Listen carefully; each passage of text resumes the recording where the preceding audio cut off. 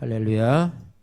네, 오늘 본문의 말씀을 중심으로 해서 표리일체의 신앙을 가지라는 제목으로 같이 말씀을 나누기를 원합니다. 한번 따라해 볼까요? 표리일체의 신앙을 가지라. 표리일체의 신앙을 가지라는 제목으로 같이 말씀을 나눕니다. 표리일체라고 하는 말은 겉과 속이 일체를 이룬다, 한 몸을 이룬다, 그리고 말과 행동하는 것이 하나가 된다, 이런 뜻입니다. 그래서 그런 신앙을 가지면 세상을 살아가는 그런 일반인 중에서도 표리일체, 마음과 행동이 일치하는 삶을 살아간다면 아마 주위 사람들로부터 진실한 사람이라고 아마 칭찬을 받게 될 것입니다. 우리 신앙인도 마찬가지입니다. 그런 삶을 살아간다면 우리로 하여금 아마 참 그리스도인, 저 사람은 정말로 예수 믿는 사람이야 라고 하는 칭찬을 듣게 될 것입니다. 아마 하나님께서도 그런 성도가 되기를 우리에게 원하고 계실 것입니다. 다시 한번 따라해 볼까요? 표리일체의 신앙을 가지라. 우리가 이런 마음으로 하나님 앞에 기도하며 또 오늘 나가기를 원합니다. 특별히 예수님께서 사역을 시작하실 때에 이 나다나엘이라고 하는 그 사람을 보면서 이렇게 표현을 했습니다. 보라, 이는 참 이스라엘 사람이라 그 속에 간사한 것이 없도다, 이렇게 말해. 참 이스라엘 사람이라, 이렇게 말해.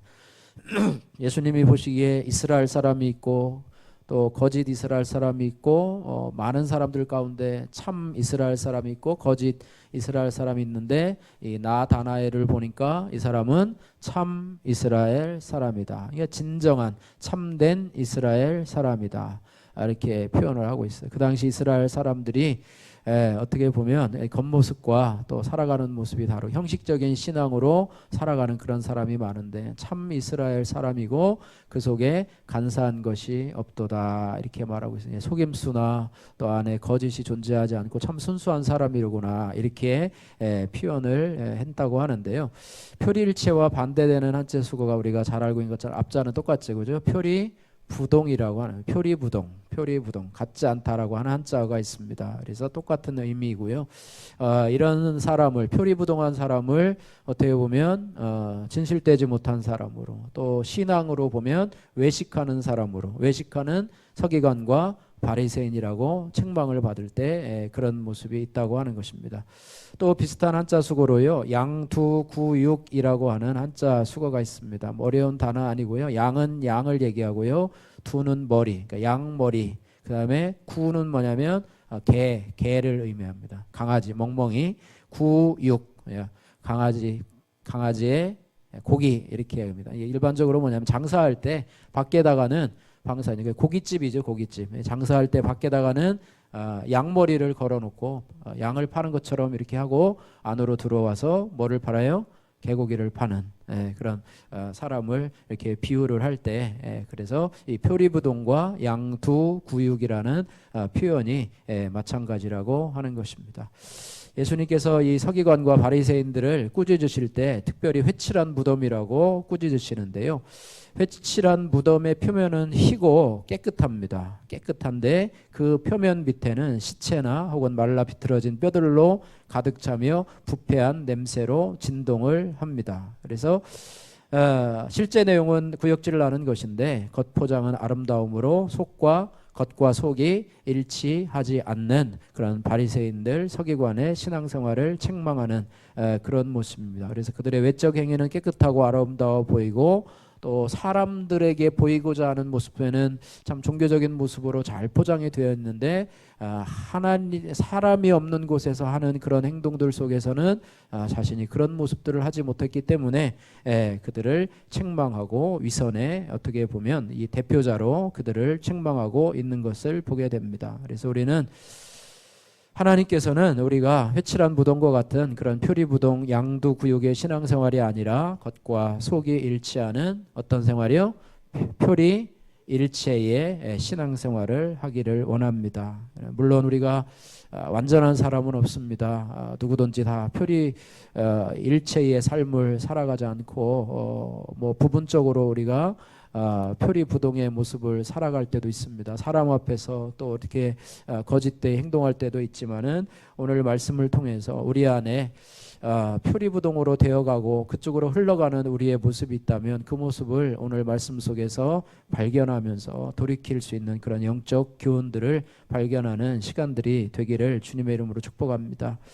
오늘 본문의 말씀은요, 이 예루살렘 함락의 소식이 전해지기 전날 밤에 그동안에 닫혀 있었던 이 선지자 에스겔의 입술이 이제는 다시 하나님으로 말미암아 열리게 된다는 내용이고요. 또 그 입술을 통해서 예루살렘의 폐허 가운데서 남은 그런 백성들에게 대한 심판의 메시지를 전하고 있습니다. 그래서 왜 이들이 심판을 받게 되었는가? 왜 이들이 표리부동한 신앙을 유지하고 하나님 앞에 이렇게 심판을 자초하게 되었는가, 이런 부분들을 우리가 살펴보면서 은혜를 나누기를 원합니다.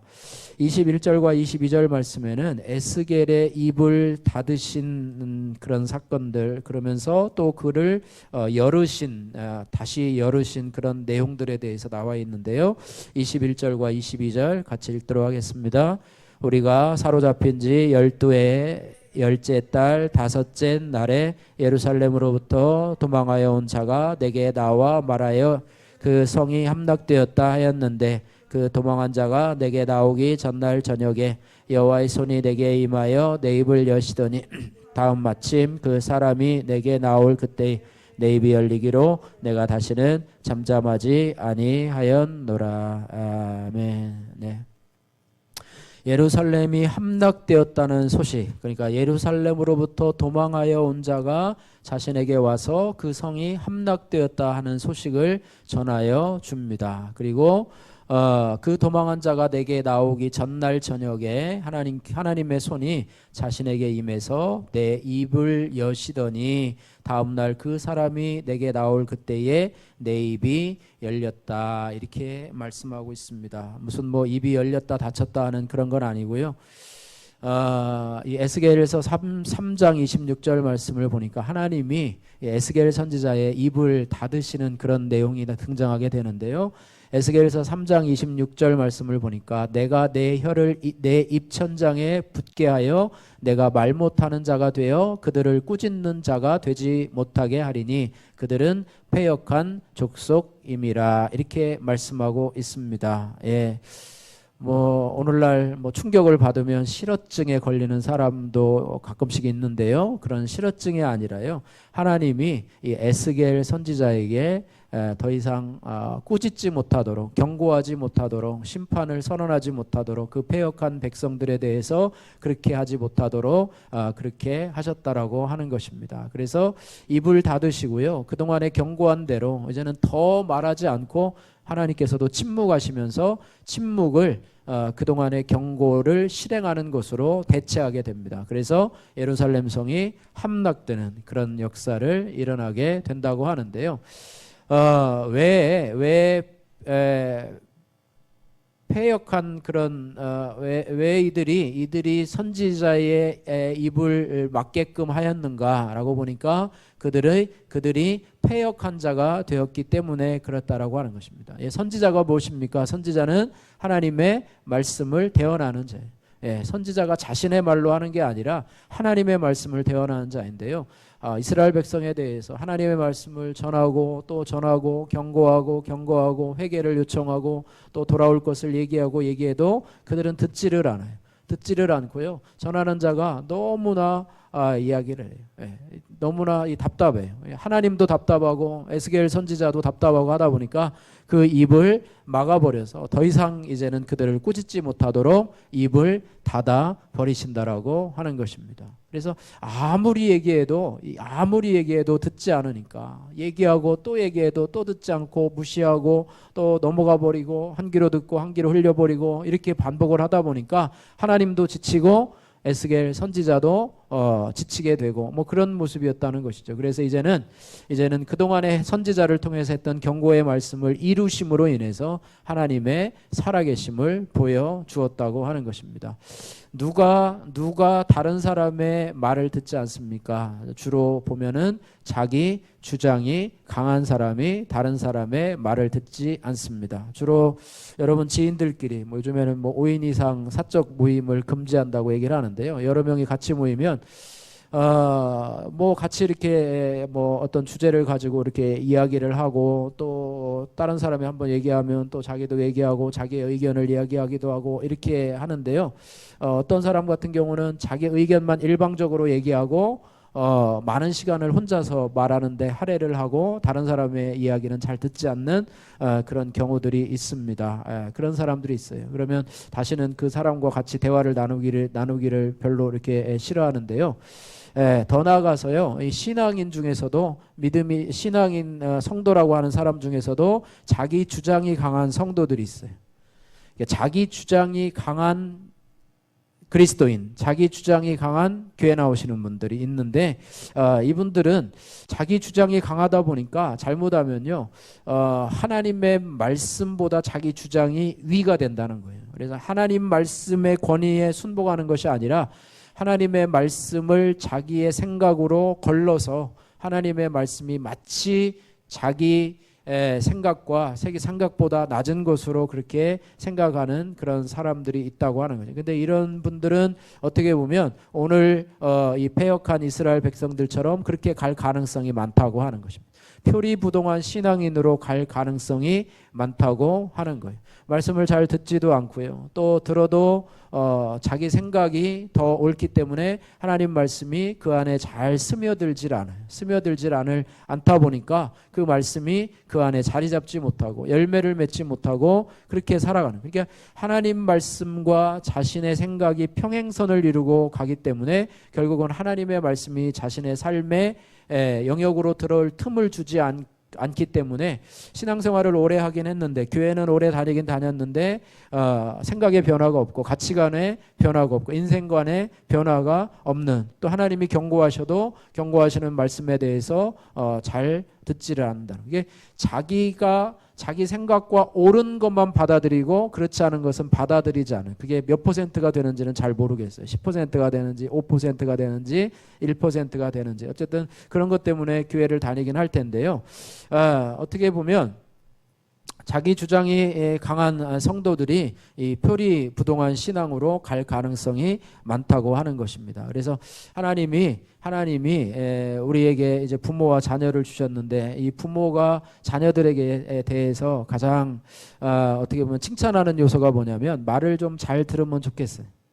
이렇게 하라면 하고, 요즘에는 뭐 우리 아이들이 워낙 또 창의적인 걸 좋아하고 또 개성을 좋아해서 부모님들도 우리 자녀들을 잘 이렇게 터치를 하지 못하고 그냥 하고 싶은 대로 해라, 네가 원하는 것 해라 하면서 이렇게 하는데, 그래도 자녀들이 부모의 말을 잘 듣고 귀 기울여서 좋은 말을 할 때는 그거를 귀 기울여서 참고하면 좋겠어요. 그러니까 하나님도 마찬가지, 성도들이 하나님의 말씀을 들을 때에 하나님의 말씀을 좀 잘 들었으면 좋겠다, 하나님의 말씀을 좀 귀 기울여 잘 들었으면 좋겠다, 이것이 아마 공통적인 그런 생각이 아닌가 싶습니다. 그래서 예수님을 믿는다는 것이 무엇인가, 그죠? 예수님을 믿는다는 것이 무엇인가, 하나님의 백성으로 살아간다는 것이 무엇인가, 그분의 말씀을 잘 듣는 것이 아닌가. 이게 자기 주장이 너무 강하고 고집이 너무 세다 보면 하나님도 못 말리다 보니까 하나님이 너무 화가 나셔서 이제는 더 이상 말하지 말라, 침묵하라 라고 이야기하는 것이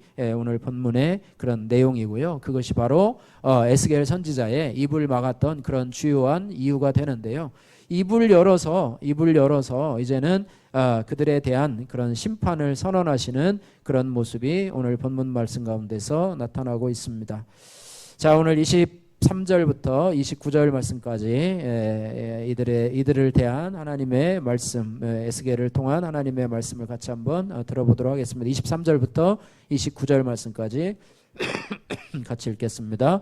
여호와의 말씀이 내게 임하여 이르시되, 인자야, 이스라엘의 이 황폐한 땅에 거주하는 자들이 말하여 이르기를 아브라함은 오직 한 사람이라도 이 땅을 기업으로 얻었나니 우리가 많은즉 더욱 이 땅을 우리에게 기업으로 주신 것이 되느니라 하는도다. 그러므로 너는 그들에게 이르기를 주 여호와께서 이같이 말씀하시되 너희가 고기를 핏째 먹으며 너희 우상들에게 눈을 들며 피를 흘리니 그 땅이 너희의 기업이 될까 보냐.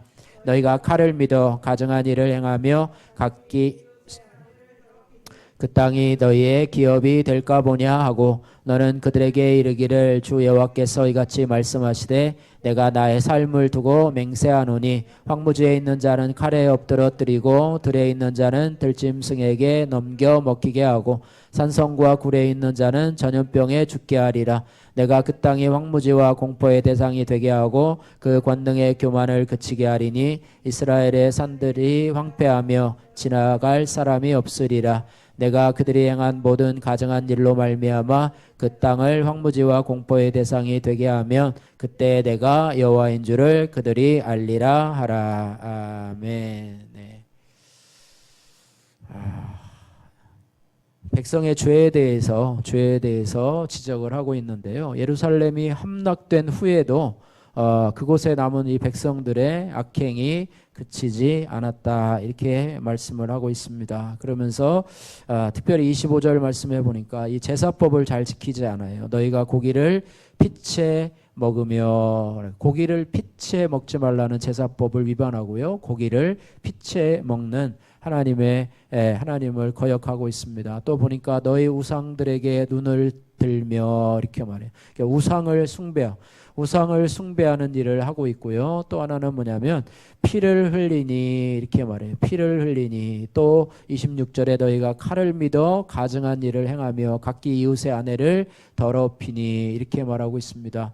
하나님을 향한 신의를 저버리고 칼을 통해서 힘과 또 폭력을 행사하면서 죄 없는 약하고 가난한 자들의 피를 흘리고 이웃의 아내를 더럽히는 그런 악행을 저지르고 있습니다.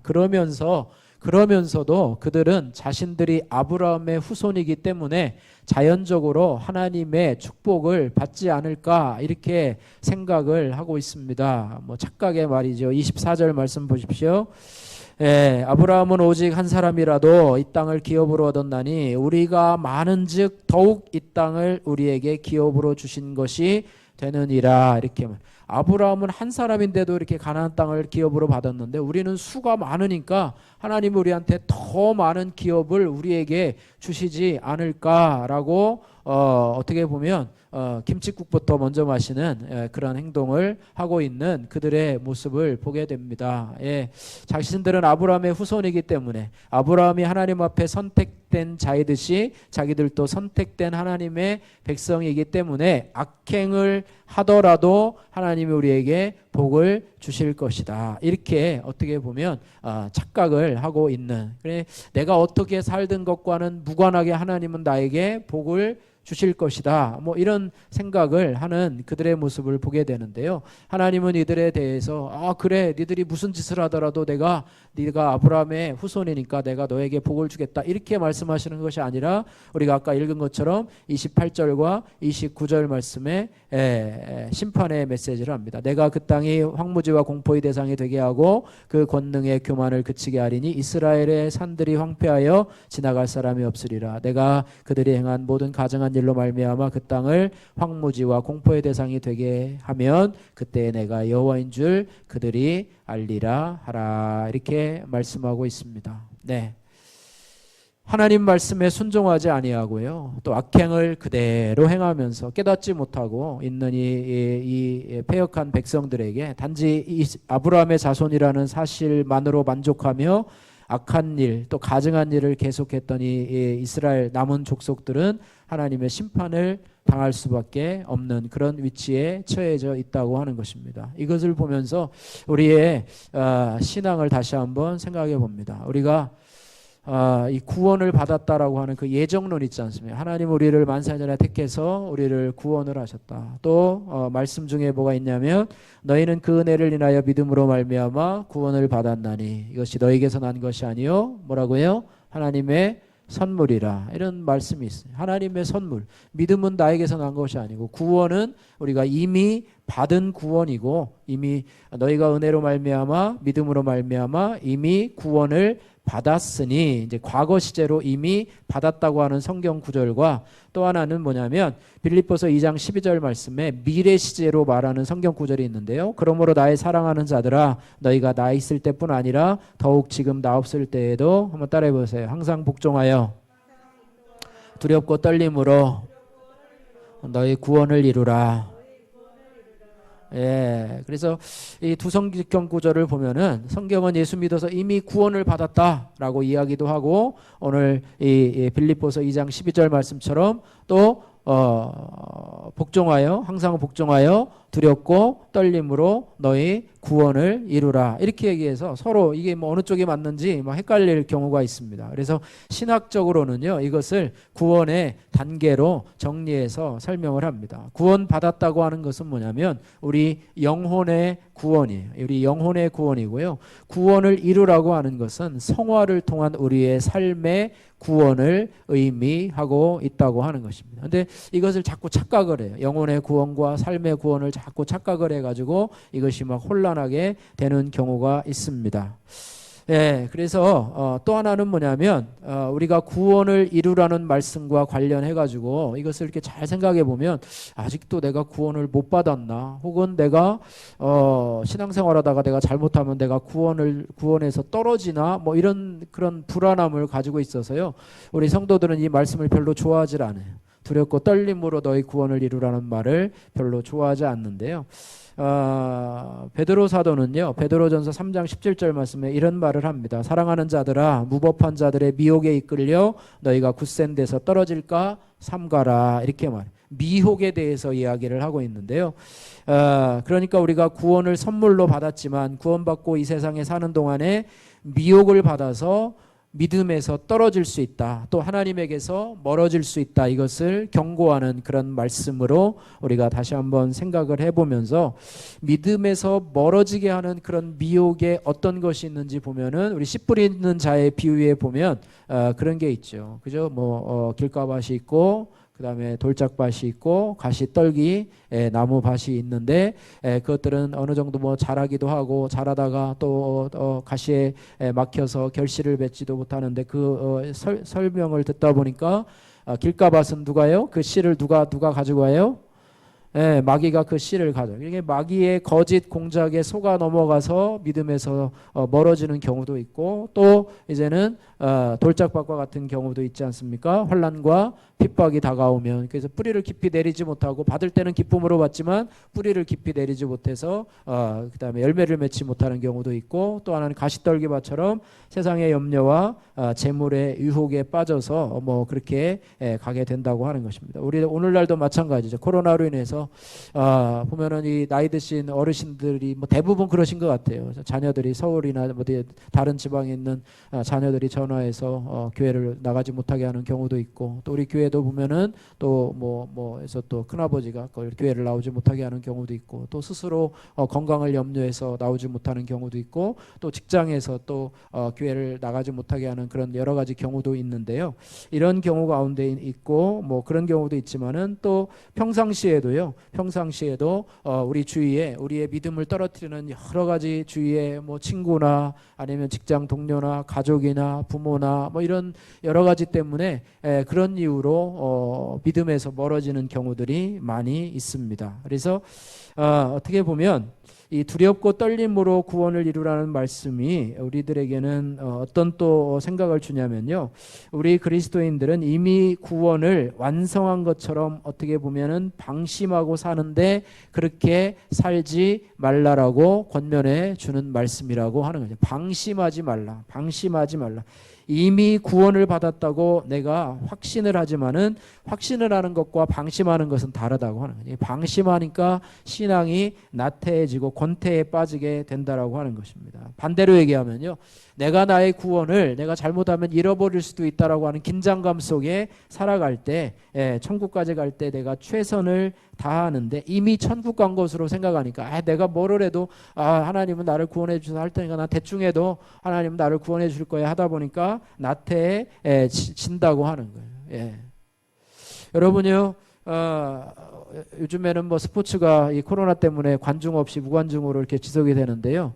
뭐 축구 경기나 뭐 무슨 어떤 스포츠 경기를 보는데요. 여러분 생방송을 보는 것과 재방송을 보는데 그 결과를 알고 보는 것과는 천지 차이입니다. 그죠?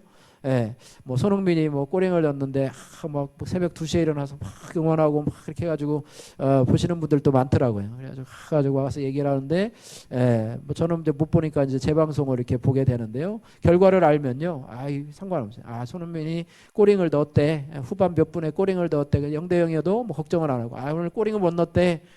그러니까 그런 것과 비슷해요. 고3인 아이들이 이제는 대학교 합격이 결정이 되면 그 다음부터는 이제 학교 가서 놀아요. 공부도 안 하고 이제 놀습니다. 그런 것처럼 긴장감이 떨어지다 보면은 우리의 신앙 생활도 나태해지고 게을러질 수밖에 없다라는 것입니다. 그래서 이 은혜로 구원받았다는 말씀도 또 두렵고 떨리는 마음으로 구원을 이루라고 하는 말씀도요. 어떻게 보면 사도 바울이 몰라서 앞뒤가 다르게 말한 것은 아닙니다. 그러니까 방심하면서 우리가 우리의 신앙의 성장을 위해서 성숙을 위해서 힘쓰는 그런 태도가 점점 줄어들고 그런 말이 있지 않습니까? 너희가 열심을 품고 주를 섬기라고 그러는데 그런 말에 대해서 우리가 열심을 품지 않고 또 매너리즘에 빠져서 나는 구원받았는데 뭐 내가 대충 해도 구원받는 건데 이렇게 하면서 구원을 이렇게 소중히 여기지 않는 그럴 수가 있다라고 하는 것입니다. 그래서 이런 부분들을 한번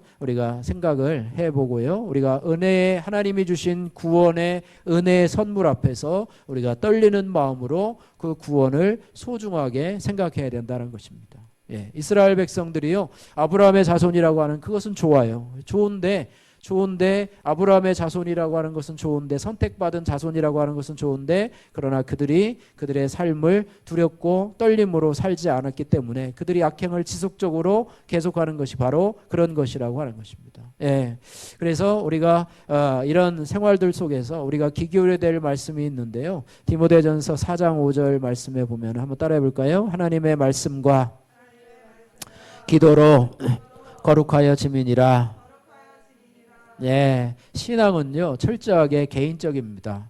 물론 교회 안에 모여서 또 우리가 함께 공동체로 생활하는 경우도 있지만은요, 같이 또 해야지만이 되지만 경건이라고 하는 것, 거룩함이라고 하는 것은 철저히 개인적이에요. 그래서 사람에게 보여지는 것도 아니에요. 누가 우리를 경건하게 보고 저 사람은 정말로 대단한 사람이라고 칭찬한다고 해서 그 사람이 반드시 경건한 사람은 아니에요. 그러니까 하나님이 보지 않는 곳에서 너희가 어떤 사람인가, 하나님이 없는 곳에서 너희가 어떤 사람인가, 사람이 보는 곳에서 너희가 어떤 사람인가, 이것과 그거는 다르다라고 하는 것입니다. 그래서 말씀과 기도는 우리 개인의 경건을 유지하는 그런 가장 기초적인 어떤 기둥과 같은 그런 모습입니다. 그래서 여러분들이 코로나19로 생활을 하고 있지만은요, 여러분이 말씀을 여러분 스스로에게 또 정한 시간에 읽고 또 묵상하고 뭐 필사하고 이런 부분들도 여러분에게 유익이 되리라고 믿습니다. 그래서 그리스도인들은 말씀과 기도로 거룩해야지. 그래서 우리가 다른 사람을 탓하고 이 사회를 탓하기 전에 나 한 사람이 거룩해져 가야 된다는 거예요. 나에게 주목하시기를 주님의 이름으로 축복합니다. 그래야 나를 통해서 하나님의 사랑이 흘러가게 됩니다. 진정한 거룩은요, 사람에게 보이려고 하는 것이 아니고 하나님 앞에서 거룩하게 행하는 것임을 우리가 기억해야 될 것입니다. 그래서 하나님의 말씀과 기도로 거룩하여 지민이라 이렇게 말하고 있습니다. 남은 이스라엘 백성들이 거룩하지 않고 패역하고 가증하다는 하나님의 책망과 심판의 메시지를 받은 것은 저들이 여전히 악을 행하면서 거룩과는 담을 쌓고 살아가면서도 자신들은 아브라함의 자손이기 때문에 당연히 축복을 받을 것이라 이렇게 생각한 것 때문이었습니다. 우리도 말씀을 통해서 늘 자아 도취에 빠져 있지 않게 하시고 착각에 빠져 있지 않게 하시고 나는 거룩한 사람이야, 나는 경건한 사람이야, 나는 그래도 괜찮은 사람이야 라고 하는 스스로에 대한 평가, 또 다른 사람이 나를 하는 평가에 대해서 거기에 내가 너무 마음을 놓지 않고 하나님의 말씀 속에서 나를 바라보시기를 주님의 이름으로 축복합니다. 착각 속에 빠져있는 나를 그 속에서 발견해서 나를 다시 한번 추스릴 수 있는 그런 사람이 바로 경건한 사람이라고 하는 것입니다. 오늘 마지막으로 30절에서 33절 말씀에 이들이 왜 이렇게 심판을 자초하는 믿음이 되었는가, 말씀을 대하는 태도에 잘못되어 있다는 것을 오늘 본문 말씀 가운데서 볼 수가 있습니다. 자, 먼저 보시면은요, 30절 말씀에 보니까 이들이 어떤 태도를 가지고 있는가, 이런 부분에 대해서 볼 수 있어요. 30절 말씀 한번 같이 읽겠습니다. 인자야, 내 민족이 담 곁에서와 진무대에 대해서 말하여 각각 그 형제와 더불어 말하여 이르기를, 자 가서 여호와께로부터 무슨 말씀이 나오는가 들어보자. 인자야, 내 민족이 담 곁에서와 진문에서 너에 대하여 말하기를, 각각 그 형제와 더불어 말하여 이르기를. 거기부터 보시면, 자 가서 여호와께로부터 무슨 말씀이 나오는가 들어보자, 이런 말씀이 있어요. 무슨 말 하나 한번 들어보자, 뭐 이런 말씀이 있어요. 들어보자, 가서 한번 뭐 얘기하나 한번 좀 들어보자, 뭐 이런 태도예요. 뭐 신기한 게 좀 있나, 뭐 새로운 게 있나 한번 가서 좀 들어보자, 뭐 이런 말씀을 하고 있다는 것이죠. 자, 31절 말씀 보십시오. 백성이 모이는 것 같이 내게 나오며 내 백성처럼 내 앞에 앉아서 내 말을 들으나. 그러니까 모이는 것 같이 나오고 내 백성처럼 내 앞에 앉아서 말을 듣는 것 같기는 하다. 그러니까 이 사람들이 정말로 말을 들으려고 나한테 나왔나라고 착각을 할 수도 있지만, 그 사람들은 듣기는 듣지만 그대로 뭐하는 사람이에요? 행하지는 않는 사람이다. 그리고 그 사람들은 어떤 사람이냐? 그 입으로는 사랑을 나타내어도 마음으로는 뭐를 따라요? 이익을 따르는 사람이다. 그러니까 말씀은 듣기는 들어도 순종하는 것은 하나님의 말씀을 따르는 것이 아니라 자기 생각, 자기 주장, 자기 욕심을 따라서 행하는 사람들이다. 뭐 이렇게 이야기를 하고 있고요. 또 32절에 보니까 그들은 이건 뭐 에스겔이죠. 그들은 네가 고운 음성으로 사랑의 노래를 하며 음악을 잘하는 자 같이 여겼나니 내 말을 듣고도 행하지 아니하거니와, 이렇게 말하고 있습니다. 한번 드러나 보자라고 하는 태도 진지하지도 절박하지도 않습니다. 그들은 에스겔 선지자를 마치 무대의 배우처럼 여기고요. 그가 부를 사랑의 노래를 기대했습니다. 그래서 말씀 앞에 그들은 그저 구경꾼일 뿐이라고 하는 거예요. 그죠? 뭐 예능 프로그램이나 또 무슨 뭐 가요 프로그램에 나온 사람들은 구경꾼이죠. 저 가수가 노래 잘하나 한번 보자.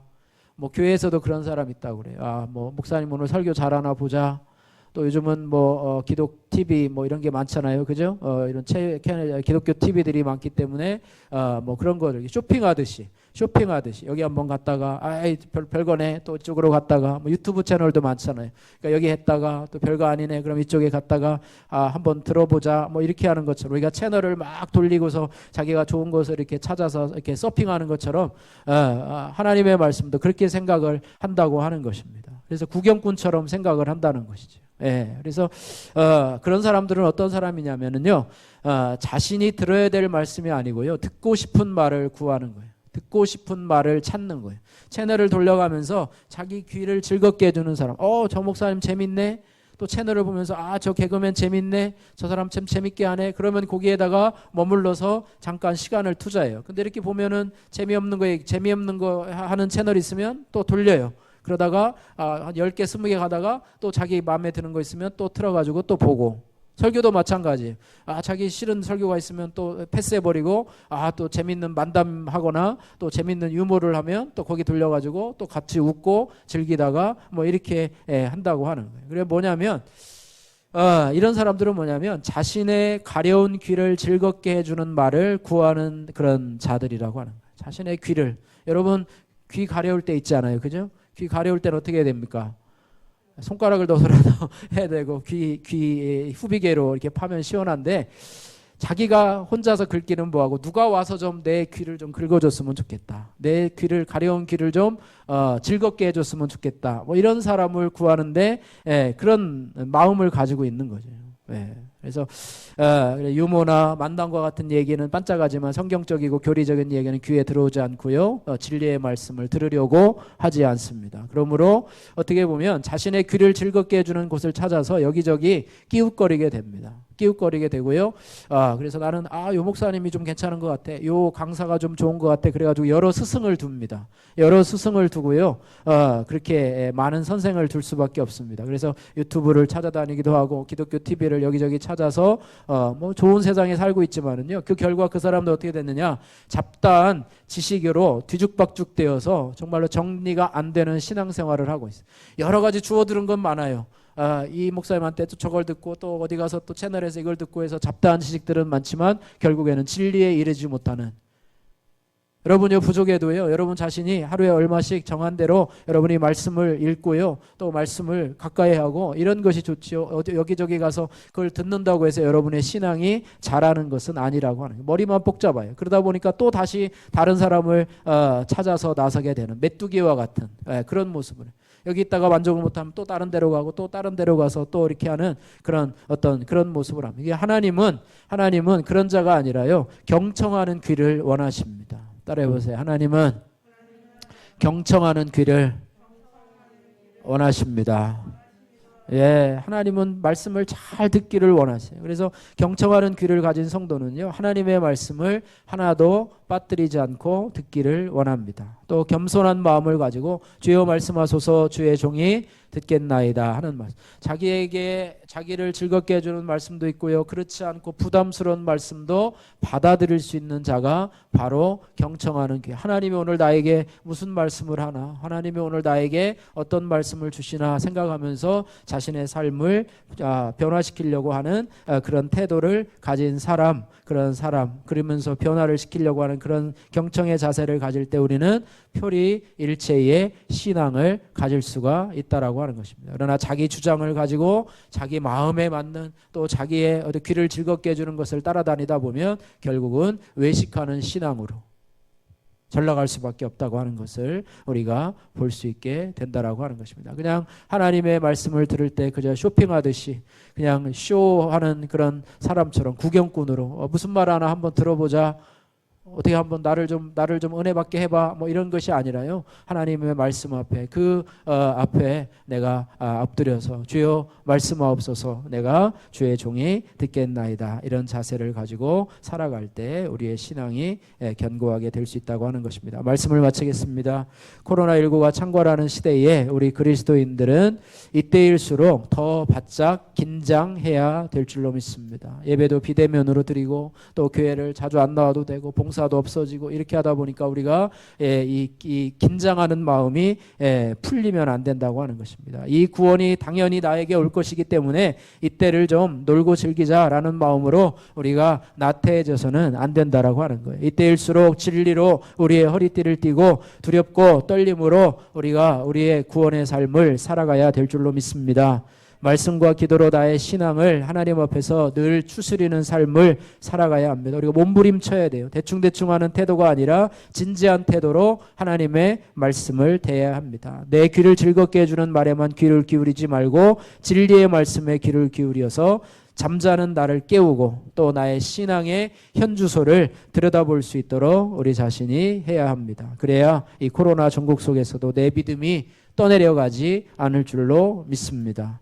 예수님께서 나 다나엘을 칭찬하신 것처럼 참 이스라엘 사람이요 그 속에 간사한 것이 없도다. 이런 표리일체의 신앙을 가진 성도로서 살아가시는 여러분들 되시기를 주님의 이름으로 축복합니다.